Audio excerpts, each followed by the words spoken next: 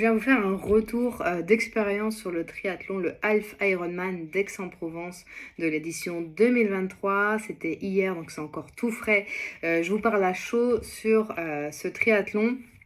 Donc moi je suis arrivée le vendredi soir assez tard, histoire d'avoir toute la journée du samedi pour bien m'organiser, récupérer mon dossard, déposer le vélo et autres. C'est une organisation en tout cas moi qui me convient bien. En une journée j'ai le temps de faire l'ensemble des choses que je souhaite. Donc voilà, à vous de voir effectivement, mais une journée c'est déjà pas mal. Donc le triathlon a lieu au sein du centre-ville d'Aix-en-Provence. On est vraiment dans le centre-ville, ce qui n'est pas toujours le cas pour les Ironman. Donc là, en plein centre, ça fait beaucoup de monde, beaucoup de voitures au même endroit. Donc ça, il faut prévoir le petit temps de circulation qui est un peu plus conséquent quand se déroule ce week-end du Half Ironman. Donc le samedi, vous allez aller récupérer dans un premier temps votre dossard. C'est au parc de Jourdan. C'est vraiment, encore une fois, au centre-ville. Un petit village, pas de Gaulois, mais d'Ironman. Plus petit que ce qu'on est habitué à voir habituellement. Donc peut-être c'est une histoire de place, de partenaire, je ne sais pas.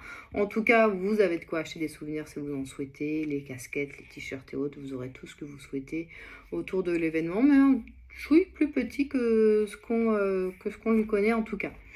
Donc vous récupérez votre dossard. Dedans, il y a quoi? Il y a le sac à dos que vous donne Ironman. Il y a effectivement ce dossard. Il y a les autocollants à coller sur votre vélo, sur votre casque, et puis des autocollants en rab également. Et il y a 3 sacs. Le sac blanc pour le streetwear, pour les affaires que vous mettrez après la course. Le sac bleu, le bike pour toutes vos affaires du coup de vélo, et le sac rouge pour la partie course à pied. Et dedans, il y a aussi votre bonnet avec différentes couleurs, selon que vous soyez une femme, un homme, en relais ou membre de AWA. C'est les 4 couleurs, je crois, qu'il y avait cette année en tout cas. Pas d'inquiétude, la puce, elle n'est pas là pour le moment. Vous la récupérez à la fin, quand vous irez déposer votre vélo dans le parc à vélo.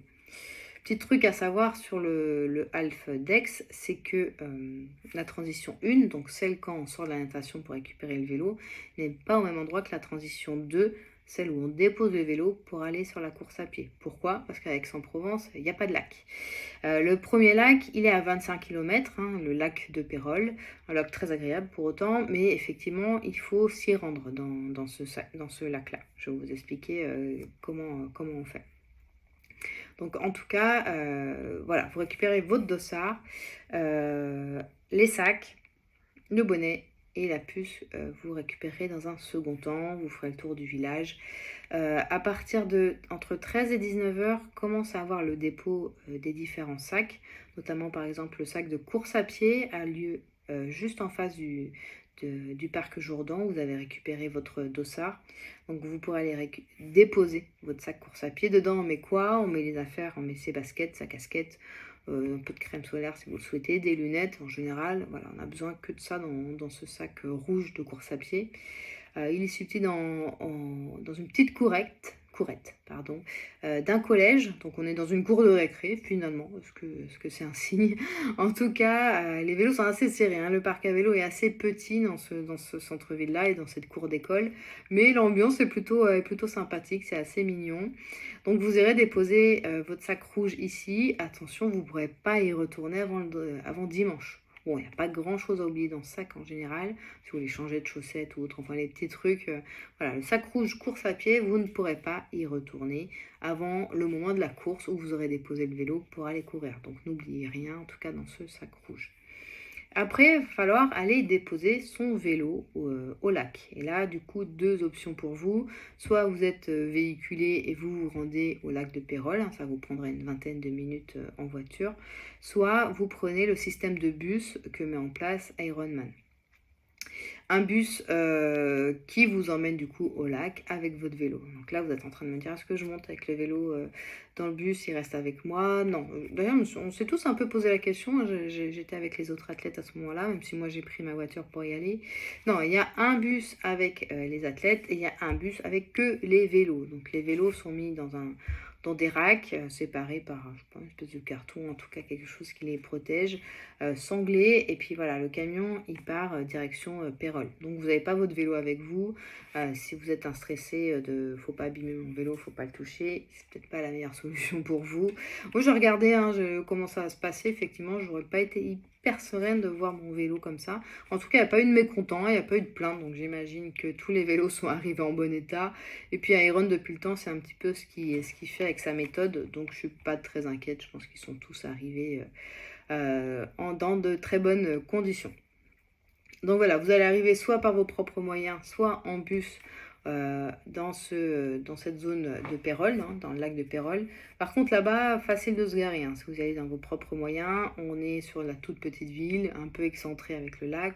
Donc voilà, là, de ce côté-là, aucune difficulté, en tout cas, à se garer. Vous pourrez aller voir le lac si vous le souhaitez. Vous pourrez y nager quelques mètres également.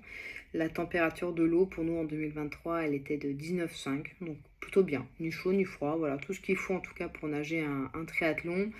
On va aller déposer son vélo au parc à vélo, on va passer la zone des arbitres qui check qu'on a bien notre casque, notre étiquette, que le vélo il est aussi mis avec l'étiquette qui va bien et que voilà, on respecte en tout cas les conditions d'un vélo qui fonctionne. On se met dans notre rack à notre numéro. Là par contre c'est un grand parc à vélo, on n'est pas dans la courette d'école, on a un grand pré, donc ils ont bien utilisé l'espace et un assez grand parc à vélo. On va mettre son vélo, on va déposer son sac de bike, son sac bleu avec toutes les affaires qu'on a besoin pour la partie vélo. Donc, un casque en général, son dossard, peut-être remettre une veste, un petit peu se sécher s'il y a besoin, de quoi boire, manger, et ça part après sur le vélo. Petite chose à savoir, ce sac de bike, finalement, on repasse devant le dimanche matin. Donc, juste pour la petite anecdote, moi, je mets des chaussettes quand je prends le vélo. Et j'avais oublié de déposer mes chaussettes. Et j'étais retournée pour autant à ma voiture. Et dans la voiture, je me suis dit, ah non, ça y est, j'ai oublié mes chaussettes. Je retourne dans le parc à vélo. Bon, je me suis fait quelques mètres en plus en me disant, demain, j'aurai vraiment pas accès à mon sac bleu. En général, on n'y a pas accès. Donc je fais cet aller-retour là. Bon, voilà, en tout cas, il s'avère que le dimanche matin, je suis repassée juste à côté de mon sac. Bon, voilà, du coup, mes chaussettes y étaient bien, elles n'ont pas bougé, mais j'aurais pu facilement les déposer et m'éviter cet aller-retour là. Voilà, petit truc à savoir, que ça vous panique pas. Si vous avez oublié de rajouter un gel, une barre de céréales ou un truc dans votre sac bleu, vous y aurez accès le dimanche matin sans souci. Et voilà ce qui se passe pour le samedi. Entre je récupère mon dossard, je dépose mon sac rouge, je dépose mon vélo, je dépose mon sac bleu. Il reste plus qu'à dormir, bien se nourrir et puis se lever tôt. Parce que on se lève tôt. Le départ il est à 7h du matin, du coup à Pérols. Moi par exemple, je me suis levée à 4h15. Je logeais à 1 km d'Aix, le temps de prendre ma voiture, de me garer à un endroit un petit peu stratégique. Pas être dans le circuit de la course à pied, me retrouver bloqué, mais pas être trop loin. Il y a un endroit où il y a de la place. Et du coup, tout va bien. Je suis arrivée à 4h50 au niveau des bus, parce que j'avais décidé de prendre le bus pour aller à Pérols. Déjà, il y avait 3 bus, il y avait plein de monde, et puis les bus commençaient déjà à faire leur roulement. Donc, je n'ai même pas attendu 5 minutes, je suis montée dans un bus, j'avais mon petit ticket, ils vous remettent un petit ticket lors de la remise du dossard si vous avez réservé un bus. Comment on fait pour réserver un bus? En fait, Ironman, lorsque vous aurez acheté votre dossard, environ 3-4 mois avant le début de la course, vous demande si vous voulez réserver un bus pour vous et votre accompagnant. Comme ça, c'est gratuit, mais juste, faut qu'ils arrivent à estimer combien de personnes ils vont avoir. Donc, ils vous demandent en tout cas un premier retour sur ce point-là. Donc je vais en bus, ça prend 20 minutes, 25 minutes, je pense pas plus, jusqu'à ce parc à vélo qui ouvre tout juste quand on arrive, donc parfait. Le soleil se lève doucement, on a une petite pluie qui n'arrête pas. Bon, c'est pas une averse à se faire tremper, mais voilà, en tout cas ça n'arrête quand même pas de pleuvoir, on est quand même à Aix-en-Provence, donc tant pis. On va checker notre vélo, si tout va bien. Il y a des pompes à vélo dans tout le parc, donc là-dessus, pas besoin d'emporter la vôtre, il y en a partout. Checkez votre vélo, checkez votre sac bleu de bike, tout est bien dedans, rajoutez des choses s'il y a besoin. On met la combi, on prend la direction du lac. Il faut quand même savoir qu'il y a au moins 400-500 mètres, un marché entre le parc à vélo et le lac. Donc ça va être une assez longue transition quand vous le ferez dans le sens inverse. Donc possibilité d'aller nager dans le lac si vous avez besoin pour vous donner confiance, faire rentrer un peu l'eau dans la combi, faire pipi, voilà ce que vous voulez. En tout cas, vous avez accès, accès au lac en tout cas. Le départ est donné à 7 heures ou un tout petit peu avant pour les pros, pro femmes, pro hommes. Et après, nous, on part 10 minutes après eux en rolling start. 5 athlètes toutes les 3 secondes sous la musique de Mario. À vous. Donc on y va, une longue ligne droite marquée par des bouées jaunes, à mon avis tous les 100 mètres. Donc on a 900 mètres dans un sens, 900 mètres dans l'autre. On reste à gauche des bouées jaunes et au retour on reste à gauche des bouées rouges de mémoire. Franchement on ne peut pas se tromper de chemin. Il n'y a pas de courant dans ce lac, il n'y avait pas de vagues en tout cas sur mon édition, donc pour se diriger, hyper simple, vraiment pour ceux qui n'ont pas le sens de l'orientation, c'est juste parfait. On longe les bouées au max, on fait un retour en longeant les bouées de l'autre couleur, on ne se trompe pas de couleur, c'est tout. Et puis voilà, on sort, on fait cette longue transition de 400-500 mètres et puis on arrive dans le parc à vélo. On prend son sac bleu, on se change, on va à son vélo et puis voilà, on monte dessus après la ligne et c'est parti dans le pays d'Aix. Donc le dénivelé total sur ce vélo, il est autour de 1100-1200 de D+. 10 premières bornes qui sont vraiment cool, tranquille, il n'y a pas de boss, donc là prolongateur à fond. Et puis après voilà, ça va commencer les toboggans, ça monte, ça descend, ça monte. Avec 2 belles bosses quand même, une qui fait 2,5 km et une autre qui fait 3,8 km. 3,8 km, elle est à la fin, elle est vers le 70e kilomètre. Donc voilà, à bien gérer pour ceux qui ne sont pas grimpeurs comme moi. C'est une bosse qui m'a quand même assez surprise et j'y ai laissé quand même quelques plumes, hein. Même si on est à un pourcentage autour de 5-6%. Il y a des pentes max, on est autour de 9%, donc ça reste des choses correctes. Mais en fin de parcours comme ça, voilà, ça peut être délicat, donc bien appréhender. On est vraiment sur une succession de montées et descentes. Quelques roulants de temps en temps où on peut réenvoyer, on peut récupérer, mais on est quand même sur un parcours assez challengeant, en tout cas de mon point de vue qui suis pas habituée à la montagne pour vivre en Île-de-France. Donc voilà pour le vélo, on finit bien sûr, on arrive dans le centre-ville d'Aix-en-Provence. On va aller mettre notre vélo dans ce fameux collège, on récupère notre sac de course à pied. Ah, sur la partie vélo, il y a 87 km et pas 90. Un petit détail qui peut des fois faire plaisir. Donc 87 km sur le vélo. On arrive à Aix, on dépose le vélo, on se change, on met nos baskets et c'est parti pour 3 boucles de course à pied. 3 boucles du coup de 7 km. Et là, encore une fois, petite surprise, ça monte, ça descend, ça monte. Bon, on n'est pas sur les mêmes montées qu'en vélo, évidemment, mais c'est un petit faux plat descendant, un petit faux plat montant. On n'arrête pas de monter et descendre dans ce pays.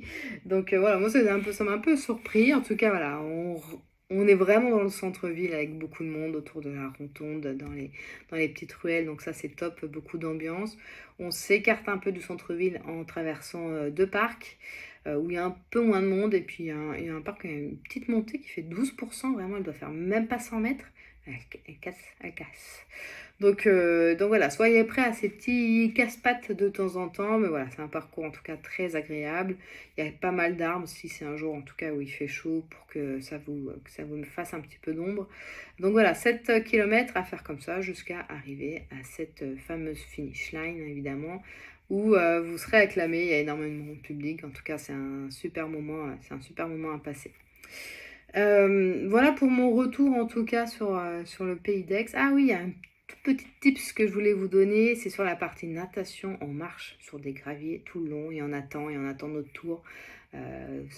Ça dure une demi-heure, 3/4 d'heure, hein. Mais j'avais mal aux pieds. J'aurais trop voulu avoir les petits chaussons. J'ai vu les autres avec des chaussons d'hôtel là qu'ils ont dû prendre dans des hôtels ou des tongs. Enfin, en tout cas, une paire de chaussures que vous voulez laisser par la suite. Si vous avez un accompagnant, vous les laissez aux dernières minutes. Voilà. Sinon, les petits chaussons d'hôtel, les petits trucs qui coûtent rien, Juste côté agréable parce que vraiment je me suis rentrée dans l'eau avec des pieds, en feu qui me faisaient très, très mal à force de marcher sur ces cailloux-là.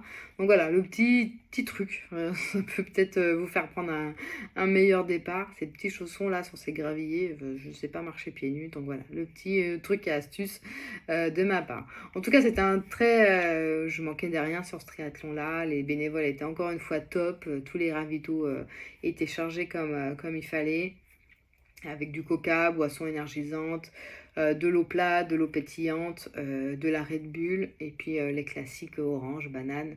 Pas de tuc, il n'y avait pas de tuc sur cet Iron, il y avait une espèce de mélange de raisins secs, amandes, etc. Pas de salé finalement, effectivement, ça c'était le petit côté étonnant. Voilà pour la partie ravitaillement. En tout cas, c'est un triathlon que j'avais encore jamais fait. C'était ma première fois là-bas, donc j'avais à cœur en tout cas de découvrir ce label Iron à Aix-en-Provence. Je l'ai fait une fois, je ne sais pas si j'y retournerai. C'est quand même un gros niveau de difficulté pour moi, ce dénivelé-là que je ne connais pas forcément. Donc voilà, à bien appréhender et à vous entraîner de savoir gérer ce D+. Si vous avez des questions, n'hésitez pas à venir me demander, je vous y répondrai avec plaisir. Très bonne journée à vous.